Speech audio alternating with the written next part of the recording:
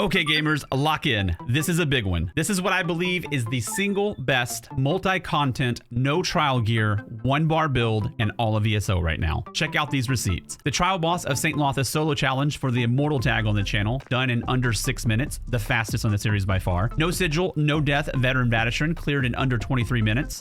Twice, and parses up to 102k, but I believe that can get a little higher. I'm just out of time and didn't want to delay this guide any longer. I also feel like this is going to make a nasty PvP build as well that I'll be playtesting this week on stream for you. This is the one, dudes, the one bar build to rule them all. There's a lot to cover, so I'm going to make this one of the faster guides for you as well, and I have the written guide up and available for you now over at the GameRoom.tv. Let's go. For this build, any stamina-based race works, with Dark Elf giving the most damage. We have all 64 points in stamina, and then for the solo setup, we're using the Lover Mundus, RTM Takeaway Broth Food, and Tripods. For the group DPS versions, we're using the Thief Mundus, Lavafoot Soup, and Tripods again. Here are your two setups. For the solo version, we are running Essence Thief and Aegis Caller. It's an extremely thirsty build due to the spammable we're using, and Essence Thief helps smooth that out with the extra stamina it gives when you pick up the orbs. It also heals you and buffs your damage by 10%, which is significant. And all of that together makes a perfect solo set when you need extra stamina sustain. And then Aegis Caller, which is a fantastic AoE bleed DPS set, and then Oakensall. Big shout out to Justin Spencer, who suggests using a mace and dagger combo while keeping Slime Crawl for the same pin and a little bit more crit versus swapping helms to something like Krogs. Appreciate you, buddy. Thank you. It's been so standard for so many years just swapping monster helms that I hadn't thought of chopping this area up in ages, just totally off my radar. So that was really cool to me. Thanks again. So what this means is you would just keep Slime Crawl for both the group and solo builds and just work in one mace for the equivalent pin of adding a pin helm like Krogs. Then you can tack on an additional mace and also Krogs if you feel you need more. A few small changes on the group setup of using double daggers, slightly different abilities, and CP. I'll break down the abilities for both setups for you and some of their playstyle nuances, starting with the solo abilities. I'm going to explain Knife last because it's the centerpiece everything works around. Arctic Blast, a great AoE ability that also stuns enemies and gives you a solid heal if you step away from enemies a bit, but you almost never need to do that. Netch is here for stamina sustain, just a set it and forget it ability to keep our stam healthy and then to purge any negative effects if ever needed. Green Lotus, this is pretty great for a few reasons here. One is we are using the Bleed Bear morph to help stack up hemorrhage, and it can die in some of the harder solo content stages. But with this ability up, not only is your light weaving going to be healing you, but it also constantly heals Brother Bear as well, and now you almost never have to res him, which is great. And last, it just looks awesome on the weapons, which obviously is important. Deep Fissure, this is going to give us major breach and do some solid damage. It lasts 9 seconds, so you have 8 globals to use before reapplying it, which also dictates our rotation. And then the engine of the entire build, and the main reason this is so broken, is the Scribing Throwing Knife spammable, with the multi-target script turning it into a frag grenade basically, and we're also using the Reaving Blow CP, so all of the hits heal you as well. Then the super OP script of War Mage's Defense. This is just flat out no other way to explain it as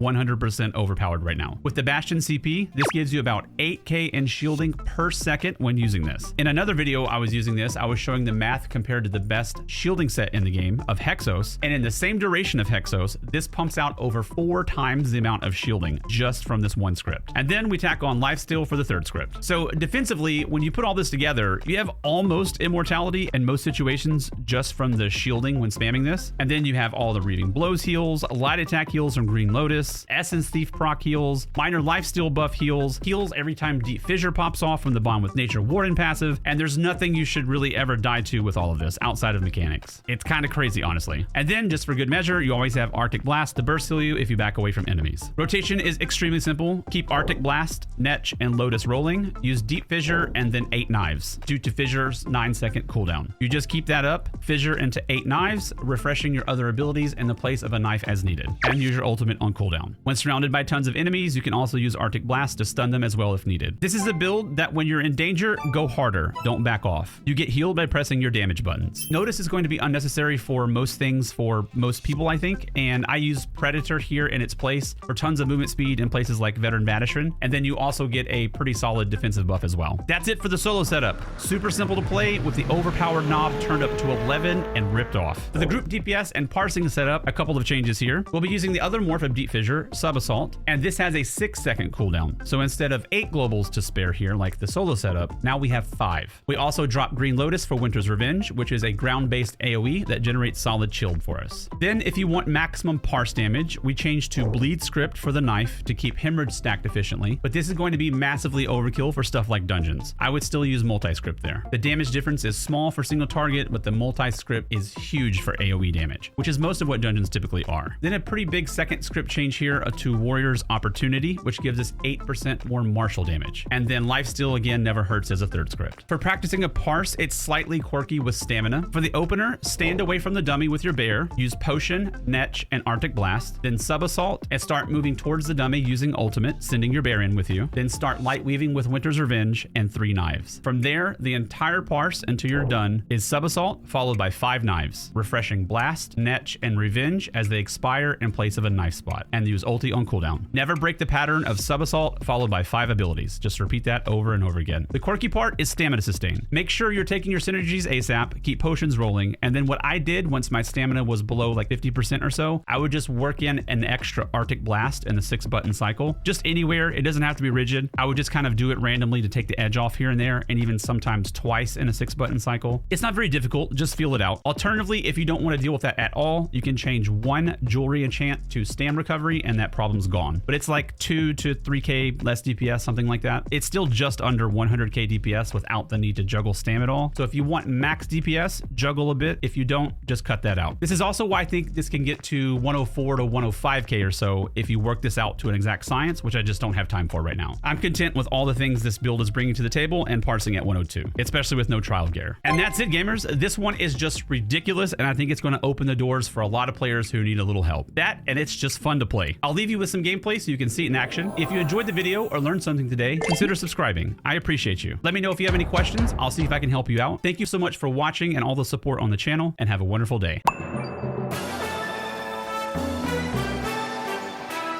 Bow to your highness. Let the trumpet sing.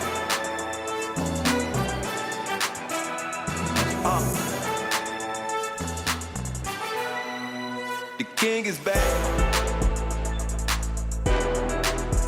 The king is back. Yeah, the king is back.